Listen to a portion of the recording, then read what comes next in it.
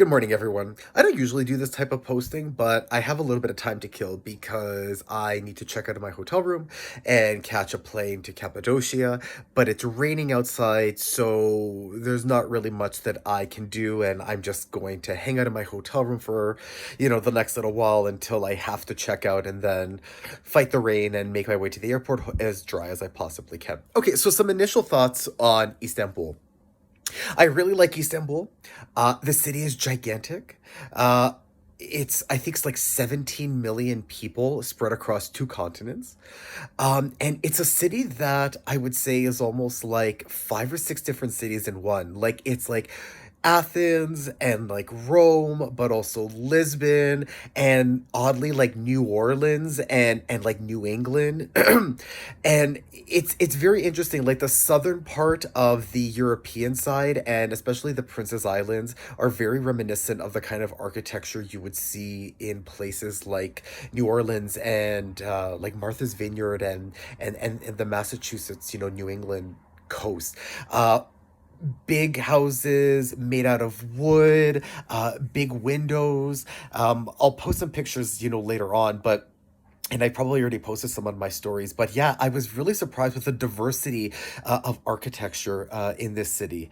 Of course, it is a Mediterranean-ish, European-ish city. Half of it's on the European side, half of it's on the Asian side, but the location of Istanbul is, endlessly up for debate.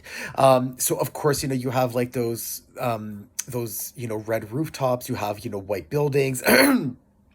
That are very reminiscent of what you would find in the Mediterranean. The city is very hilly.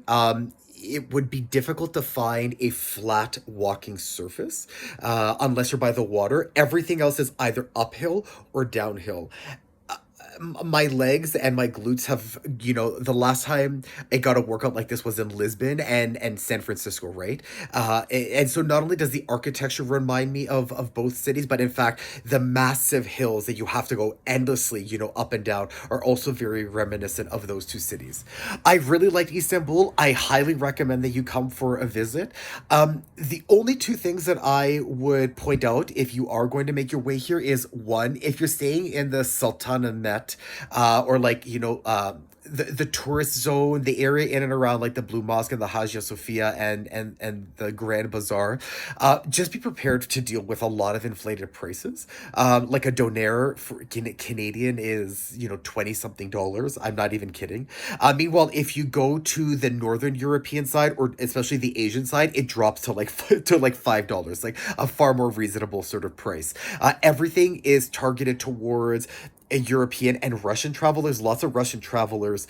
And so a lot of things are priced according to the euro. And of course, if you're Canadian like I am, the Canadian dollar does not fare all that well against the euro, as well as the tourist spaces themselves, the Hagia Sophia, the towers, the palaces. They're all priced according to the euro, and they run anywhere from 20 euros to 50 euros. Like most places will cost you as a Canadian between 40 and $50. I'm not even kidding. So I only did one tourist site, the Kamaliko Tower, which is far out of the way, but worth it because I have a thing for towers and views from high places. And it was actually pretty affordable. It was $30 Canadian, which is, I would say, pretty standard price. But some of the palaces were $50 Canadian, 55. The Hagia Sophia was 50 euros. 50 euros is 75, almost $80 Canadian. That's outrageous. So I just refuse to pay that kind of money to go into, a mosque when there were, I understand the history of it, the grandeur of it. I saw it from the outside and I went into a number of other mosques, so I kind of got the gist of it. But yeah, just be mindful of that. Be prepared to walk up hills, do your stretches, bring good running shoes, bring some euros, be prepared to spend money if you're going to stay in the southern European side. And make sure that you go to the Princess Islands because they were very, very unique. Again, I honestly felt like I wasn't in Istanbul. I felt like I was in New England. It was a very interesting sort of trip, and the city is just so fascinating. I wish that I could spend more time here. I thought that 4 days would have been too much, but in many respects it wasn't enough. There's still so many areas that I could visit. I just didn't have the time to. But maybe I'll make my way back, in some day in the future.